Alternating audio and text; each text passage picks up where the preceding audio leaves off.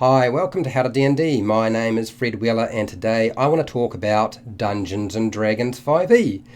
And like most of my topics, sometimes my topics are quite strange. This topic was requested, I would say, at least 2 years ago from a particular person, and I don't even remember their name, and I had started working on the video. I had approached the community, the Dungeons & Dragons community, to get assistance, and they were less than helpful. In fact, they provided me with a whole lot of really stupid and silly ideas, which I won't go into unless you want to talk about it later on. I don't know that it's worth it. So what are the ingredients for brewing a healing potion in Dungeons & Dragons 5e? Well, let's turn to the one book we should be looking for that sort of information. Let's turn to the Player's Handbook. Of course, you will find absolutely nothing in the Player's Handbook about how you brew potions. Now, I know what you're thinking. Well, Fred, that's because you should be looking in the Dungeon Master's Guide. Well, there's nothing in that book either. Okay, what about some of the supplements like Xanathar's Guide or Volo's Guide or Bordenkainen or any of those?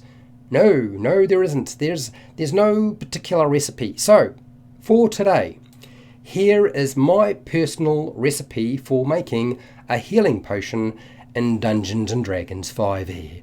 I'm sharing my little secrets and ideas. Starting off with number one. You've all watched Lord of the Rings, I suspect. Kingsfoil, the flower. It is supposed to have numerous healing properties in terms of skin, internal organs, curing poisoning, all sorts of things. So every conceivable thing you can think of in terms of healing, apparently Kingsfoil can do. Of course, you need to have an elf close by with a bit of magic and all goes well. I'm only kidding. Number two, Chamomile Flower. You probably heard of chamomile tea, and by all means go for it, drink it. It's supposedly a cure-all. It also acts as a sedative, so it can put you to sleep, which is what I used to use it for when I wanted to go to sleep. Chamomile tea was my go-to. And apparently it helps reduce swelling. That would sound like a good thing to have if you have injuries. Number three is Kanesha Leaf. The stalk and the root. Not necessarily the flower, but apparently the leaf, the stalks, and the roots, and not the pretty bit. This is supposed to improve your immunity system and wound healing. And it's kind of like a purple flower with a orangey sort of center and so forth. It kind of looks like a backward flower, if you ask me. The sort of flower that doesn't want to go up, it wants to try and go down.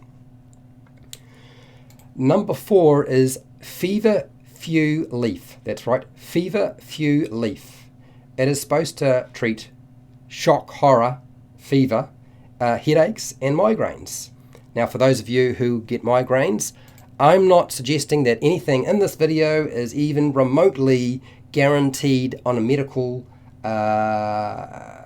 basis. You know, in terms of whether it actually works in reality, remember, this is a video on Dungeons & Dragons, fantasy world, okay? So don't think this is some sort of cover all your bases in real life. I am just giving you stuff, and you can do whatever you like with it. It's up to you.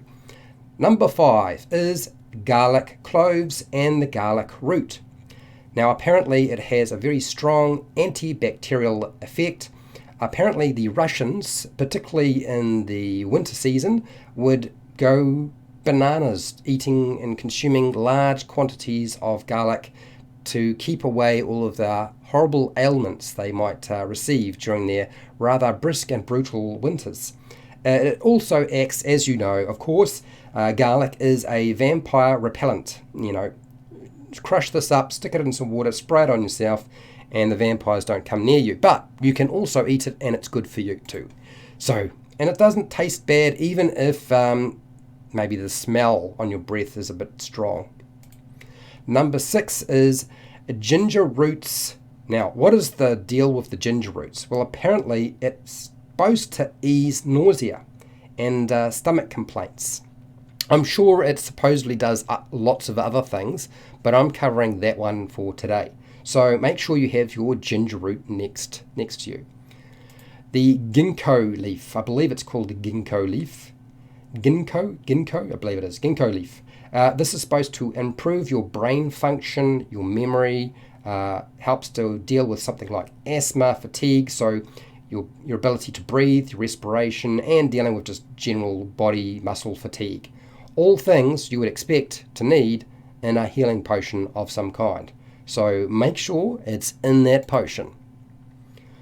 Next is the Ginseng Root. This is like can cure all, but I would like to point out that it needs to be used in the correct dosages. Although it's supposed to cure all issues, it also has complications, so it requires a knowledgeable individual to understand how to use it correctly. Well, that's what I was being told. That's the information I'm going by. I'm sticking to it. Number 9 is the Golden Seal Root.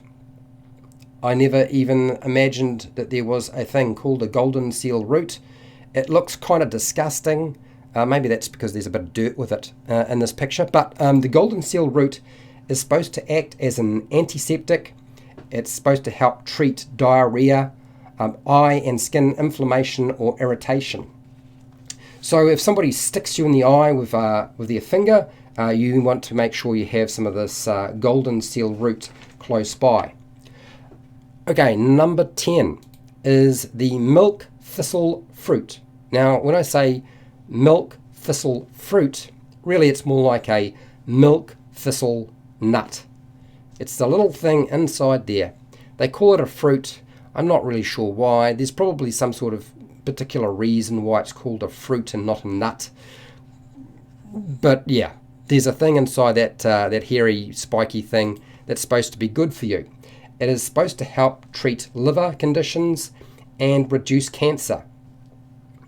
I don't know if it does, but we're sticking it in. Number 11 is St. John's Wort Flower and Leaf.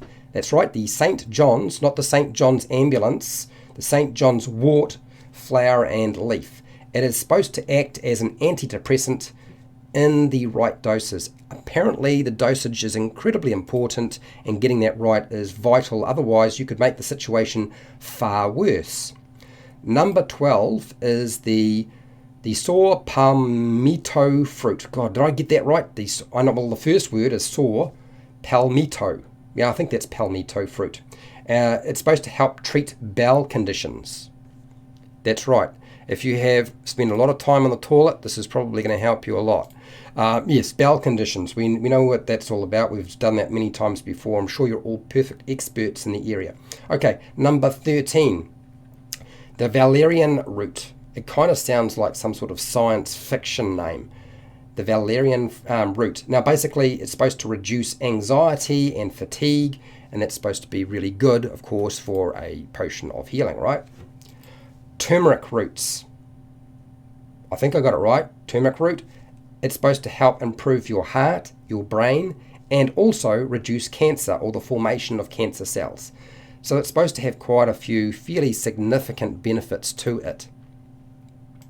We have the Evening Primrose Oil. Now, when I show you the flower, you don't squeeze the flower. I'm assuming you have to squeeze the whole plant to get the oil out of it. This primrose or evening primrose oil is supposed to help reduce blood pressure. So if you are essentially bleeding out or spilling your blood everywhere, hopefully it's going to drop your blood pressure, and then of course the clotting process will kick in a bit sooner, and therefore you won't wind up bleeding to death.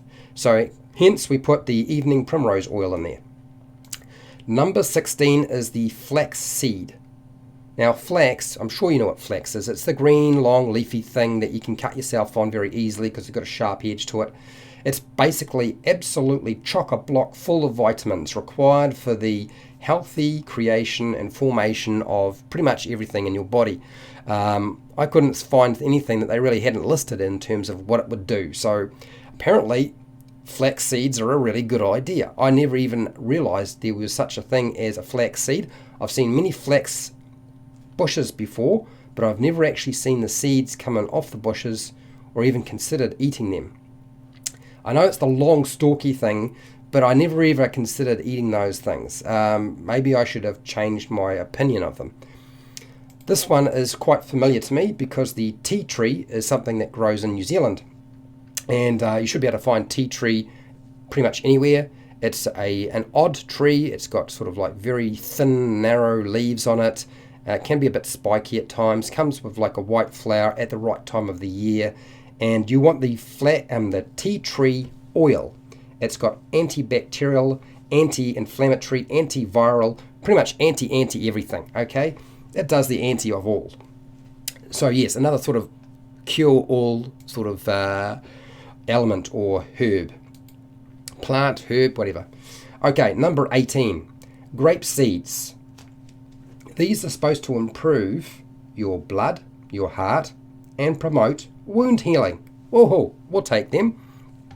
On top of that, they make great wine and they taste good. Number 19, lavender flowers. Lavender flowers. The purple flower, that's right. Helps to improve your sleep and reduce pain, etc., etc., etc. Yet again, one of those things that has multiple uses apparently. Oh, I'm feeling tired already. I should have had those lavender flowers just before this video. Okay, number 20, holy water. Of course, we're going to put holy water in there. Blessed, magic, divine water. Helps bind it all together. Yeah, we'll take that one. Okay, and I wanted to also mention aloe vera. It's a spiky plant, but remarkable ability to heal skin, tissue, and all sorts of things. So you need to get the stuff inside. The green bit, not very useful. It's the sort of translucent, gooey, icky stuff inside that's really useful. That's the bit that you want to put into your healing potion. Okay, shock horror. I'm sure everybody wants to know the exact measurements and ingredient composition. This is Dungeons and Dragons. I made all this up. I have no idea how many teaspoons, cups, or whatever is supposed to go in there. Make it up yourself, okay? Shock horror, I made it up. There is no exact recipe anywhere on how to make healing potions. So I made it up. Hence, shock horror. Okay, so if you found this video useful and helpful, fantastic. I really do hope that it's a starting point for you if that's what you wanted. Now, I have hundreds of videos for players and dungeon masters you're welcome to go and check out. If you want to support the channel, I have a Patreon page, I have affiliate links to the book depository and Amazon, and I have merchandise shelf underneath the video. Make sure to share, like, and subscribe, hit the bell button to be notified when I go live and when I publish new videos, and hey, till next time, I really need a healing potion right now. Keep rolling those 20s.